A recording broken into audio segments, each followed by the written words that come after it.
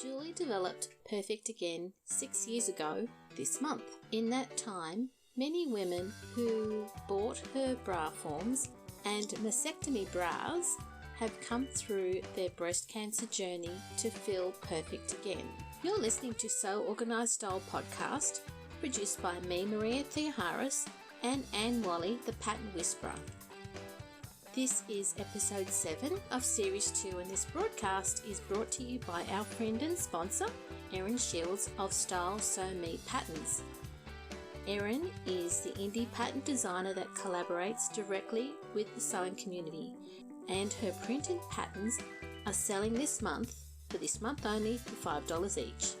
Oh, have you heard of the burnt chop syndrome? You'll have to listen in to see what Julie means by the burnt chop syndrome. I didn't know about it, but she explains it really well.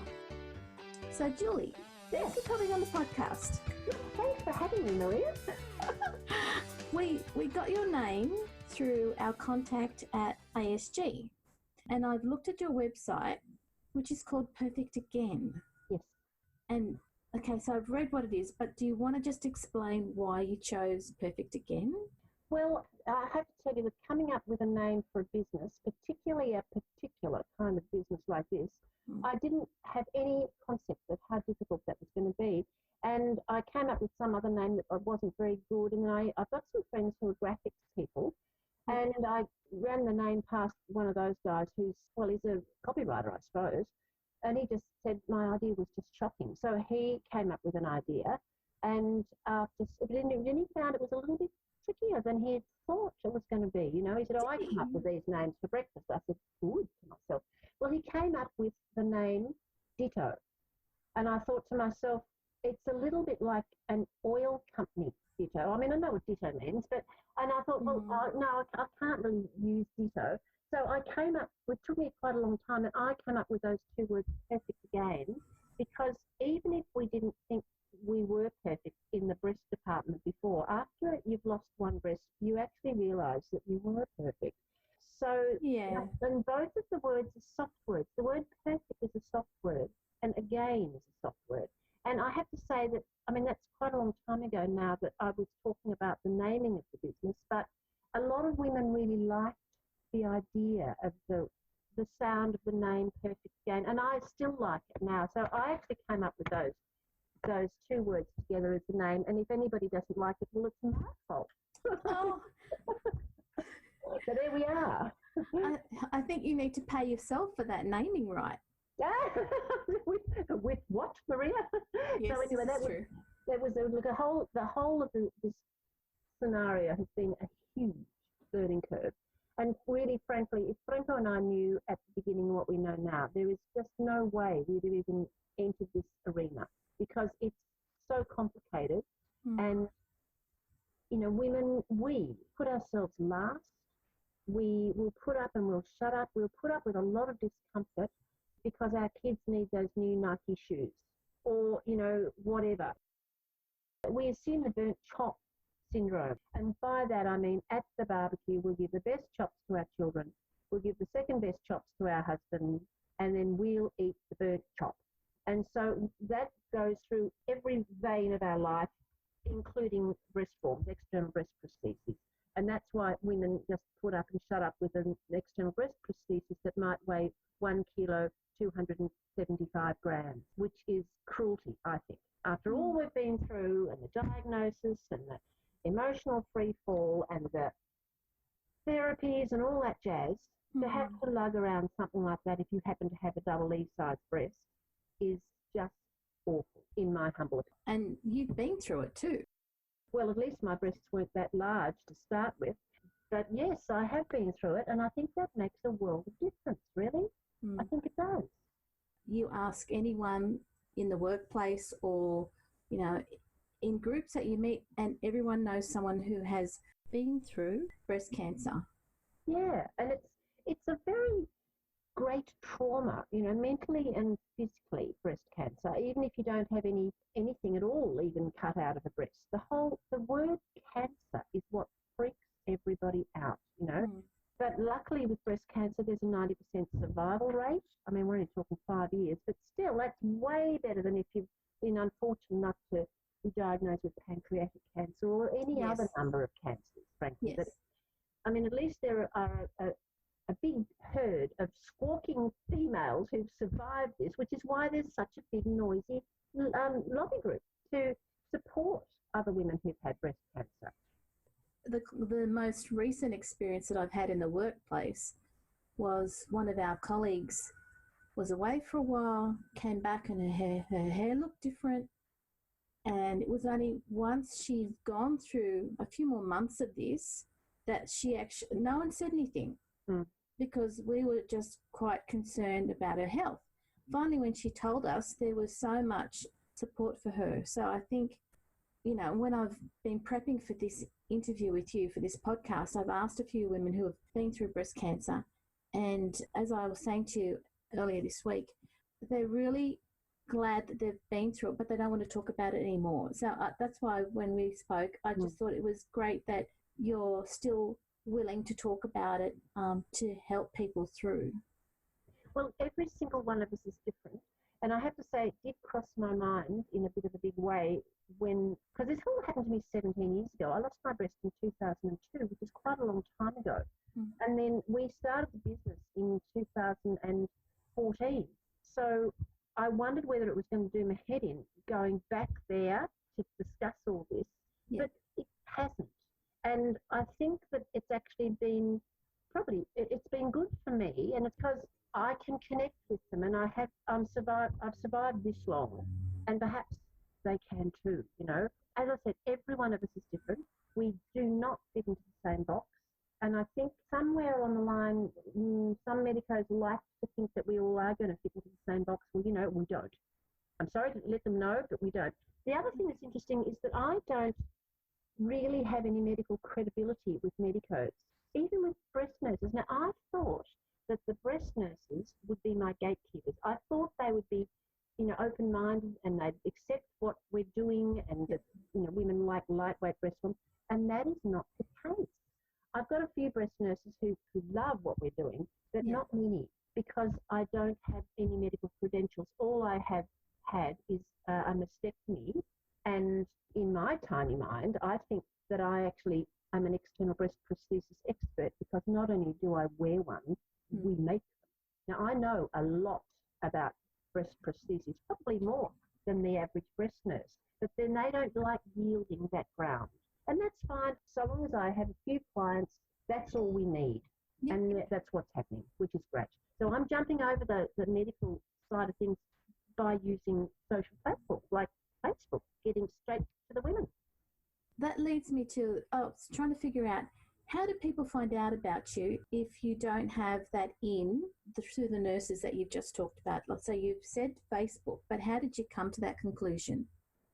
Well, we had a marketing woman who actually was completely the wrong woman to have used. You live and learn.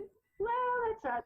So she did a lot of publicity, and then I realised there's a big difference between publicity and advertising is that one is free and the other is paid. So we got a lot of publicity when we started because everyone's very interested in breast cancer. And really from that, I guess, first year of kind of publicity, we get our clients through word of mouth. It's a website. It took me a couple of years to kind of get that working as well. Let me tell you about that. And then I don't really use Facebook. I've only just started using Facebook seriously in the last year or so. So slowly, the Italians have a saying, piano, piano, slowly. And that's sort of what's happening. Because next March, we'll have been open for 6 years now, which is kind of 6 years of 6 years. That's significant. Well, I mean, Franco and I, of course, initially thought this breast-born business would take over the world. Well, we have relocated ourselves from La La Land to reality, and you know, we're just proceeding, and we're doing okay. And look, if we can get a few women happy with our product, well, I'm thrilled, and that's happening.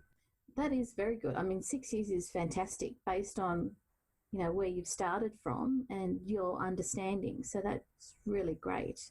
The question I then had was, how does it feel when you've been through mastectomy, when you've been through all of the therapy? What do your customers say to you about how they feel when they finally find what you offer and, you know, they try it on?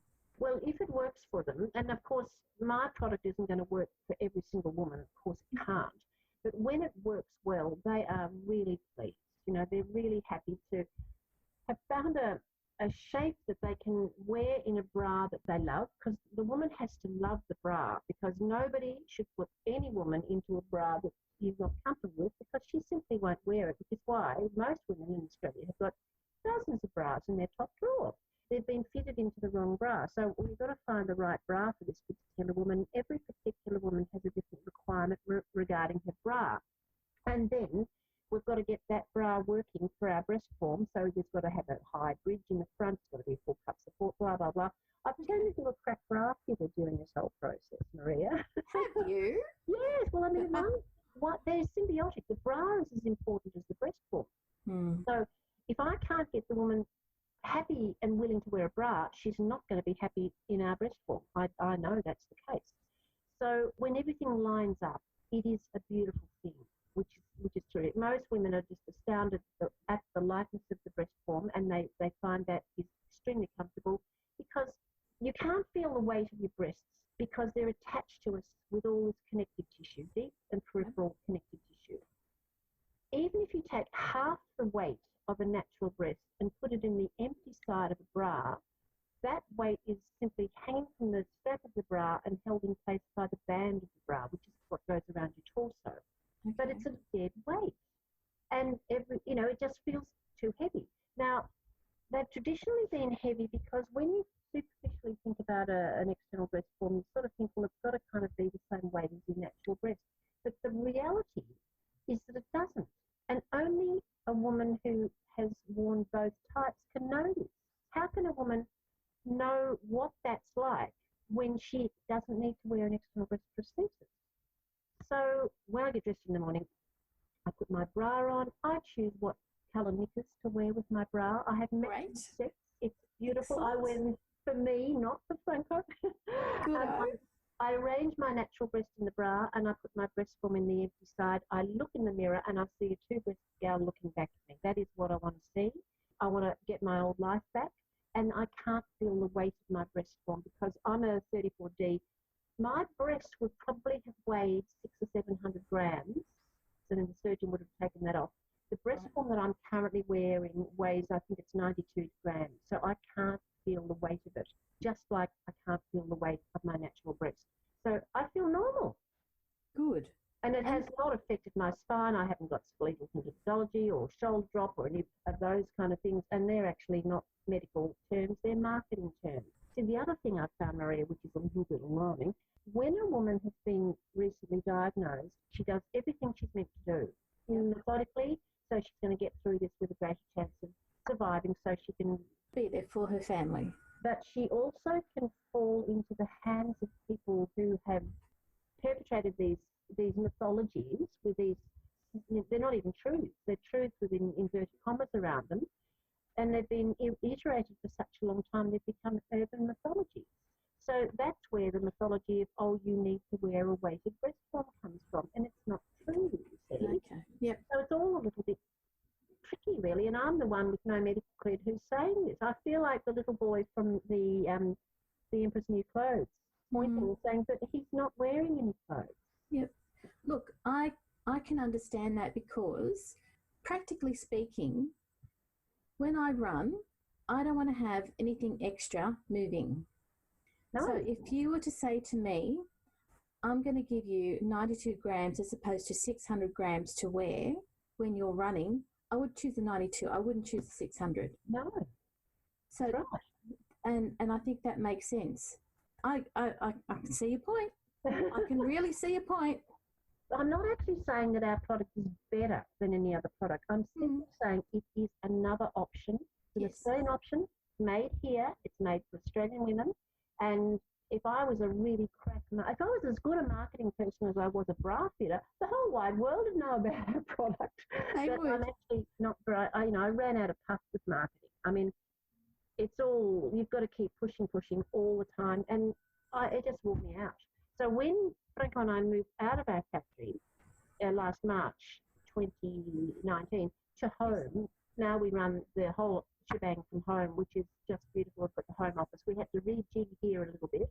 Mm. And it actually works beautifully, and we're also saving all those financial outgoings. Then it's all doable. It's going well, which is great. That is great. And I don't know if people will rely on marketing so much. I don't have to ring up people and ring up journalists, and then they say, "Oh no, we're not interested in you this week," or that's all. I find that all very tiring and trying. So you're just solely focusing on your product, getting the message out there to people who want to hear and want to try your product. Yeah, and I'm actually experimenting with Facebook. Everyone's a Facebook expert. Mm-hmm. And I've got a Facebook buddy who comes over, and together we sort of do posts. Some of them are fabulously, successful, and some of them, are flop. And we're just trying this and that and the other. It's very interesting because everybody thinks, oh, you've got to do Facebook, and on what do they base it? Who are these people, these experts? So anyway, my friend and I are just doing Facebook posts once a week, and we're just seeing where that's going to lead. And so far, it's doing okay. It's led you to me. Yes, it has. And that's pretty good. That's all right. Yeah, lovely. Yeah. So have you got videos up there and Q&As and things like that for people to have a look at? No. Okay, but it's coming. Well, look, I've got a few videos that we've put on Facebook, and I've met you, so maybe those things are just around the corner. And I'm happy with the website. I'm happy with the information on the website. I don't actually know whether it ranks on. I'm a bit too terrified to see how well it ranks on Google, but women find me through the website. That's great. Yeah, that's how I got my knowledge of what your product is, what people say about it, the different options that you have for people. So to me, it was really easy to navigate around and find the information. So I think you've done a really good job. Thank you, Maria. I love you for saying that. Oh, my goodness.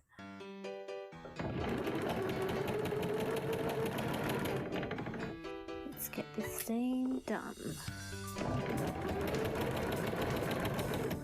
Love this collar band.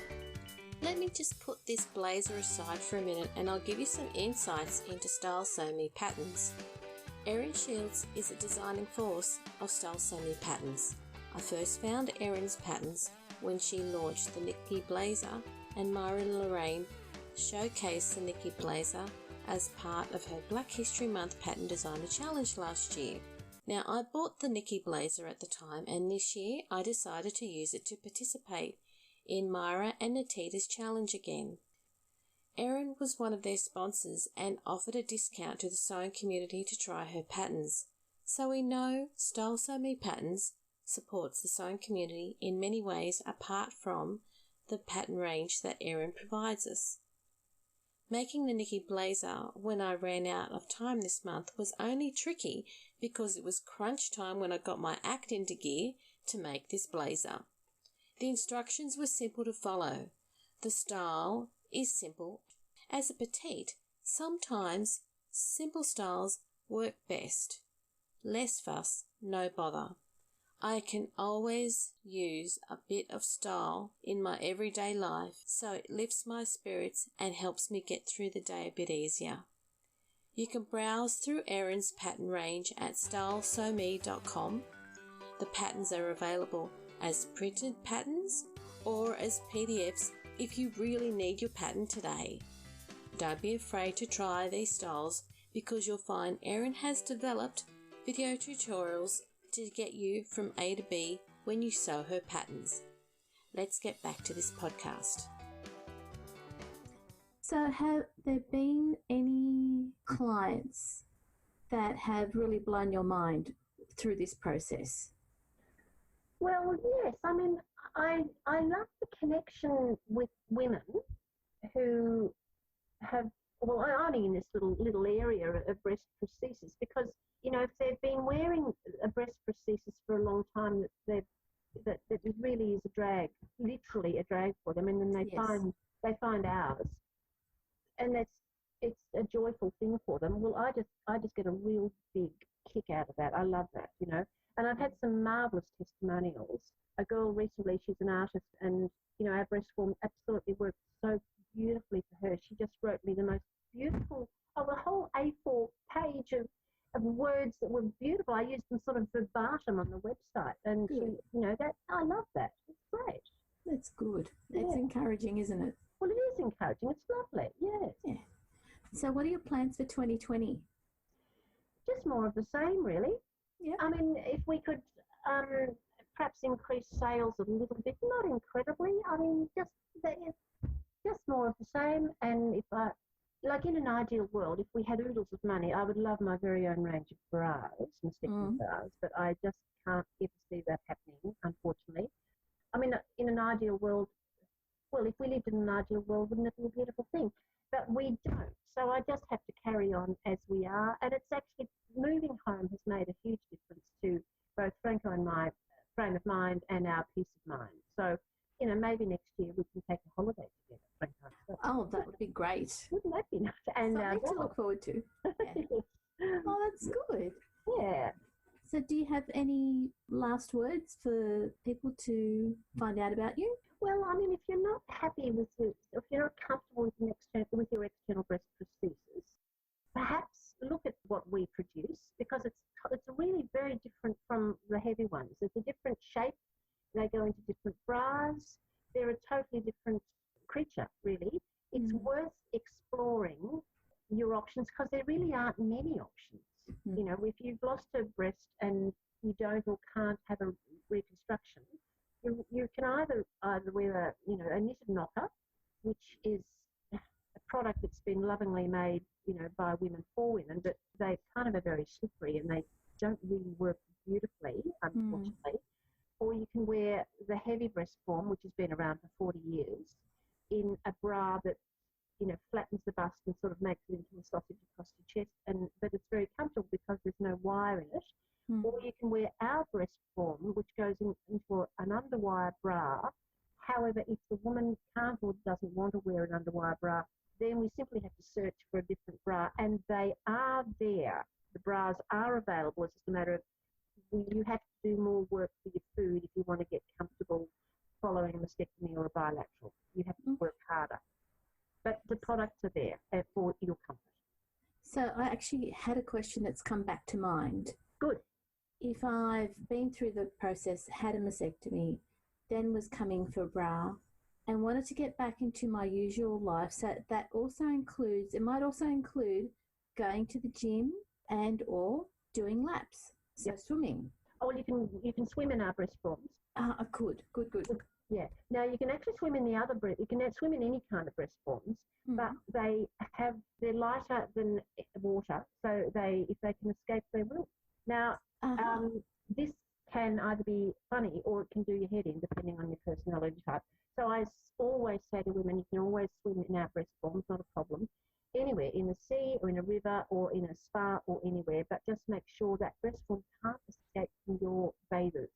I have some bathers that I had a friend make for me, who's a costume maker, and she put a zip pocket in. So I am absolutely confident that my breast form ain't going anywhere when I'm in the water, because they can escape, even the heavy ones.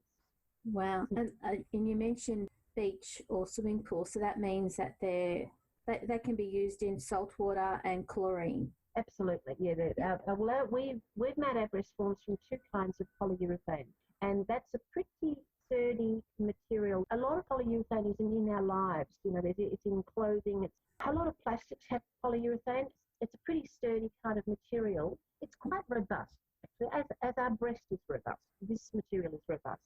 And, I mean, clearly, if you have the new kitten or puppy in your life and you need to cuddle them, their needle-sharp teeth, of course, can pierce the skin of our breast form. But even that can be refused, actually. Or if you sat on the breast form, you could pop it. But women tend not to sit on their breast forms. However, if you leave them about, teenage kids, they are hardwired to frisbee said breast form across the room. Oh, That's no. not going to end well for anybody, right? No. Oh, my goodness. You're there. You've got it. Yeah, got it. Oh, okay. So two other scenarios. Yes. If I was into snowboarding or skiing, so that's one scenario. So that's cold and being active. And then the other one is what we're going through at the moment, a hot Australian summer. Oh, yes. Look, it depends again on the woman. Our breast forms are not women don't feel as hot with using our breast forms as they do with the heavier breast forms, because the other ones have a gel fill in them, and the material on the skin, the outside of them, on their skin material, is sort of it's a plasticized. It's slippery, and women can sweat underneath it. I've even had a lady say to me she was so anxious about the sweat created under the heavy breast form between her chest that she put deodorant there. Now nobody needs to put deodorant because there are not sweat strands there that are going to issue scent. However, she felt more confident doing that.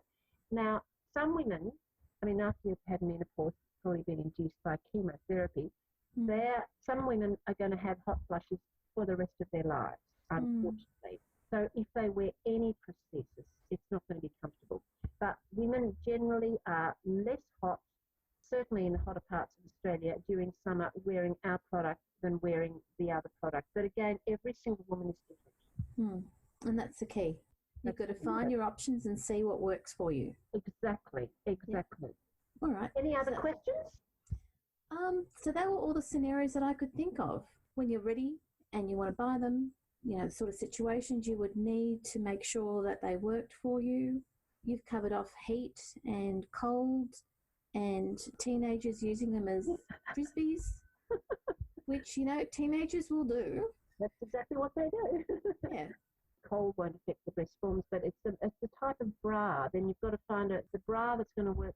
Like, women have their favourite bras, and it's a matter of just finding a breast form which may well be ours that's going to go with that bra, but the activities they wish to do or wish to resume. Oh, that's great. So it's an option to help women who have been through mastectomy and want to just get on with their life and move. Well, yeah. Just keep going. When you've had this breast cancer thing, you just want to get I wanted to get my old life back as quickly as I could. Now, that whole process took, for me, about 1.5 years, because I had the mastectomy, then I had 4 hits of chemotherapy, and then I had 6 weeks of radiation, then I actually had 9 years of daily drugs. So they didn't affect me that much. So, but I just wanted to get my old life back as quickly as I could. And being able to wear my clothes again and having a silhouette that indicated that I have about 2 breasts, it certainly helped. Oh, wow. Thank you, Julie. That's okay, Maria. As Julie says, every woman is different, and bra forms need to suit each individual's preferences and lifestyle. Perfect Again gives women another bra form option to consider for their post-breast cancer life, so they can move on from the trauma of breast cancer. The bra forms Julie produces are 92 grams in weight, so they're very light. And as Julie says, these bra forms float, but they can be used for any kind of exercise. Bearing in mind their floating capabilities, these bra forms will escape if they're not zipped into your bra or cozies. This episode of So Organised Style podcast was produced by me, Maria Theoharis, with permission from Julia Perfect Again. Sound by bensound.com. Shout out to our sponsor, Style Sew Me Patterns, for helping to keep So Organised Style going. Hop into our Patreon page to give us a tip so we can continue to showcase helpful people from the sewing community on our show. Our guests bravely share their sewing and life skill strategies with our creative online community every day. You can also find our podcast on Apple iTunes, Google Play, Stitcher, Spotify, iHeartRadio and Castbox. Subscribe to our podcast to catch every episode.